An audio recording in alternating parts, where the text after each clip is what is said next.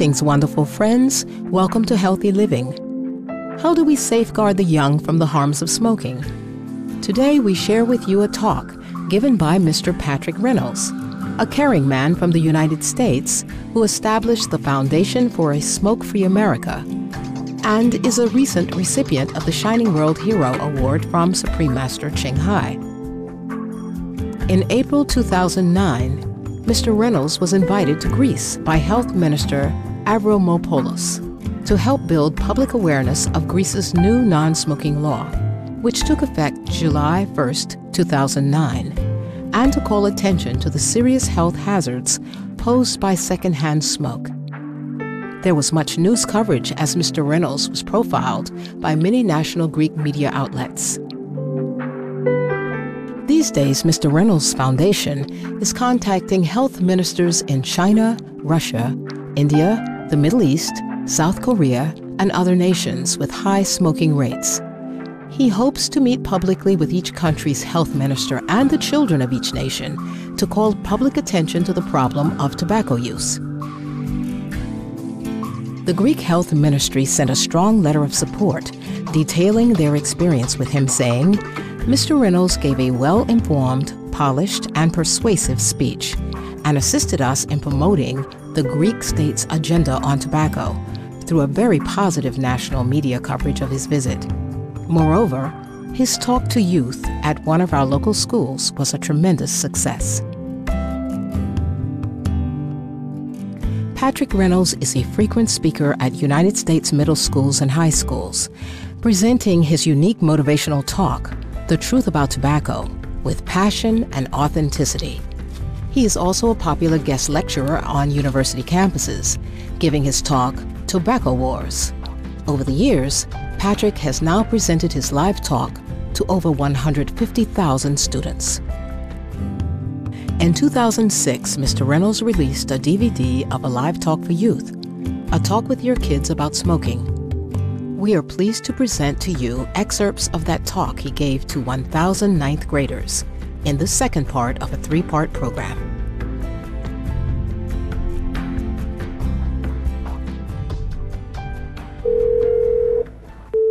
Publishing. Yes, could you please connect me to your advertising sales department? What magazine? Please. Yes, sir. My name is Josh, and I'm here with a friend of mine named Jared. And I was wondering, about what percentage is your youth readership? I need to know who Josh is exactly and why you're asking. I'm with an organization called Truth. I'm just doing a little research about tobacco advertising. I was wondering, do you have any youth readership at all? I mean, Of course we do.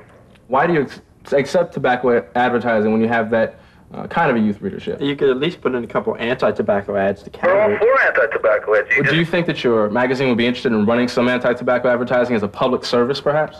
No, Why not? because we're in this business to make money.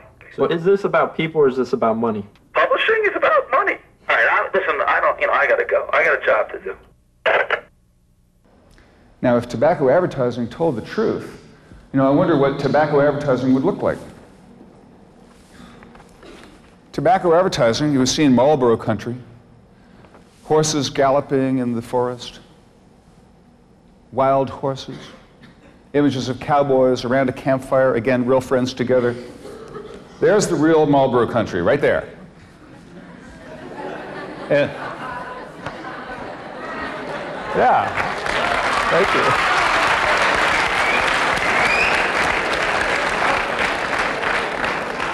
These guys, they're addicted to tobacco. They have to go outside. Why? Because they're not welcome in the building.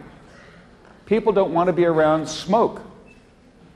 We know from an overwhelming body of scientific and medical evidence that secondhand smoke from someone's cigarette, which hasn't been through a filter, hasn't been down in anyone's lungs, just the burning smoke coming off the end of the cigarette, contains so many poisonous chemicals which cause lung cancer and heart disease in non-smokers. It's killing as many as 40,000 Americans a year.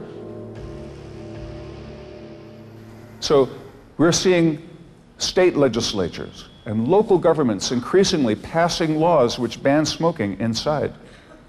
You can't smoke in the building. You're not welcome to be around if you smoke.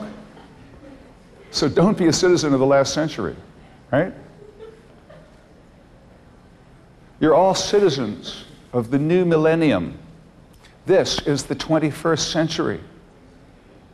Don't be a citizen of the last century. Today, 3 out of 4 people don't smoke, and being a non-smoker is the norm. Be a smoke-free individual who's making a choice to not smoke. And don't buy into the tobacco company's powerful images of things like Marlboro country, because the truth is right there. Now, a lot of people ask me, teens say, well, hey, if cigarettes are so bad for you, how come tobacco advertising is legal? Well, part of what I'm going to do today is initiate you. And in this informal initiation into the adult world, into life, I will inform you that life is painful, and the world is not a perfect place, and you can succeed out there. You can do it.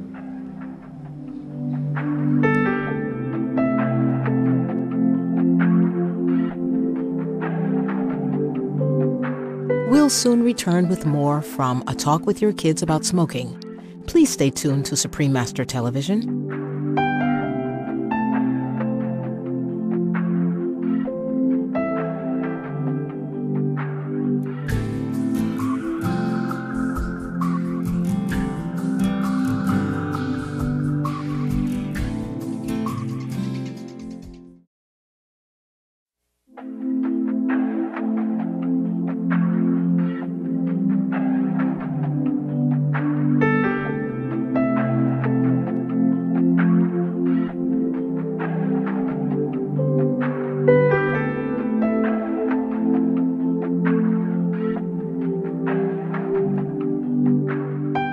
Welcome back to Healthy Living.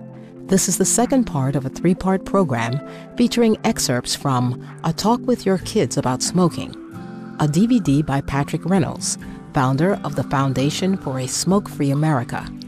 We now continue with Mr. Reynolds' talk.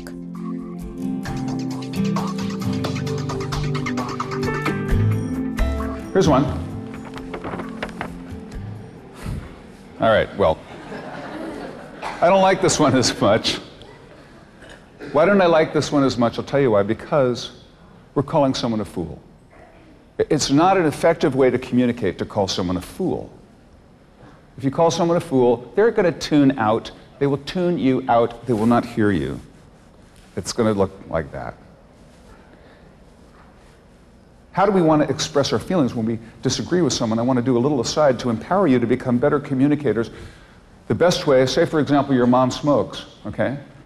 Give her an honest compliment from the heart. It has to be honest. Mom, that dinner you made last night was great. It was? And she's going to open and she's going to hear you. Yes, and then don't use but. But totally negates your compliment. That dinner you made last night was great, but no. Use and then go to I feel, and then say one of your primary emotions. What are you feeling in your heart? Mom, that dinner you made last night was great. Oh, it was? Yes. And I feel angry that I see you smoking. I don't like it. I need you here. I love you so. Or, you're my friend. I feel sad when I see you smoke. I need you to be there when we're old people together. Or, you're my dad. And it's a nice tie you got on. Yeah, you like my tie? Yes, and I love the fact that you spend time with me. And I feel afraid when I see you smoke, because I don't want to lose you. I need you so much. I need you to be there for me. And then don't be a nag about smoking. Don't ask your parents more than 3 times a year to stop. If you do, you are a nag. So what we want to do instead is, you can complain as much as you like about secondhand smoke. That is your business, because secondhand smoke hurts you. So if they're smoking in the house, you get to go with the compliment, and then I feel, and whatever emotion you're really feeling, and express how you feel, and let them know you don't want them to smoke in the house. I'm afraid that I'm going to get lung cancer, or so on, or heart disease. So those are things, that's one reason I don't like this ad. We've seen pictures of Joe Camel with the guy with we all remember the cartoon camel. The cartoon camel has been banned now, but we all remember the cartoon camel. Joe Camel, an ad campaign specifically targeting young people. Joe was playing saxophones. He had pool tables in the background. He had young girls hanging out at Joe's place. Joe was a jock. He was cool. He was popular. He wore sunglasses. Well, if tobacco advertising told the truth, ladies and gentlemen, meet the real Joe Camel.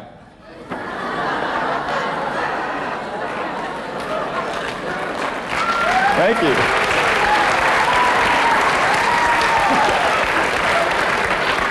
He's lying down. He's on his bed. He's in bed. His hair fell out from the chemotherapy. He's got cancer. He's dying. And he might be saying something like, I'm so sorry that I smoked. I'm so sorry that I smoked. I'm sorry that I got conned. I conned millions of kids into starting. I made it look cool to them. I made it look like it was the right thing to do. With all the t-shirts and the hats, I turned thousands of kids into little tobacco billboards. I conned them. And now look at me. My friends are gone. I'm in horrible, agonizing pain, and I'm dying from smoking. And I'm sorry. So that's what tobacco advertising might look like if it told the truth, ladies and gentlemen. Because above all, our young people want to hear the truth. Let's talk a little bit about another form of tobacco advertising, chewing tobacco. Here's what chewing tobacco has done to one young fella. There he is. Yeah. He says, athletes use it, it must be safe. Oh, it's safer than smoking. Not. False. No one ever died from it. My friends use it, it's not hurting them. A little bit then, now, and then won't hurt me. Every statement is false. Dipping snuff makes me tough. False. You know, a few years ago, chewing tobacco had almost vanished. There was almost no more chewing tobacco. I'd like to see a quick show of hands. Raise your hands. How many of you have seen someone at school here that you know from school chewing tobacco in the last 30 days? Thank you. Thank you for your honesty. There's a lot of chewing tobacco out there. A lot of chewing tobacco out there.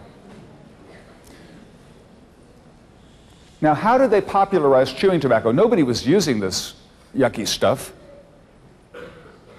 Girls don't like to kiss guys that smoke or chew, and vice versa. But look what it did to his mouth, this chewing tobacco. How'd they get kids to start chewing tobacco? Well, here's what they did. They paid baseball players endorsement fees to endorse brands of chewing tobacco and have them in their back pocket. They knew that baseball players were role models for our young boys. They knew that.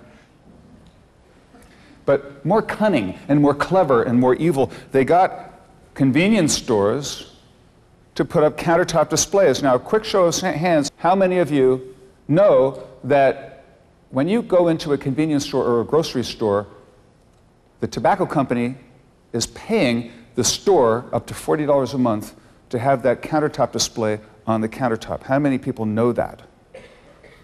So a handful, very few of you are aware of the fact that the tobacco company is paying the store to keep those countertop displays in place. Well, millions of our kids, and all of you remember when you were that high, going into a convenience store, having tobacco products right in your face. The chewing tobacco is often placed right next to the candy. You've even been perhaps chewing on Big League Chew from a round can, shredded bubble gum in a round can like chewing tobacco. Day after day, year after year, you had tobacco products in your face in countertop displays where they were easy to steal from the cashier because they face away from the cashier. Are they designed that way? And day after day, year after year, so many kids saw chewing tobacco and finally said, oh, I think I'll just have to try it. It must be a really popular product. They put it on the countertop. It wasn't popular. Hardly anybody was using it. They were just paying the store to put it on the countertop.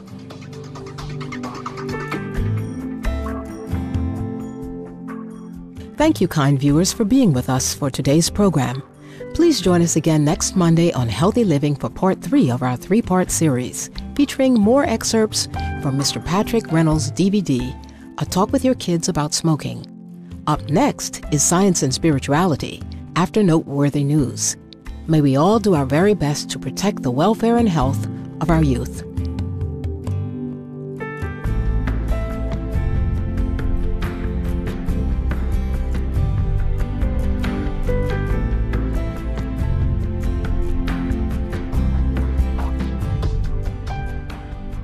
For more details, please visit www.suprememastertv.com/HL.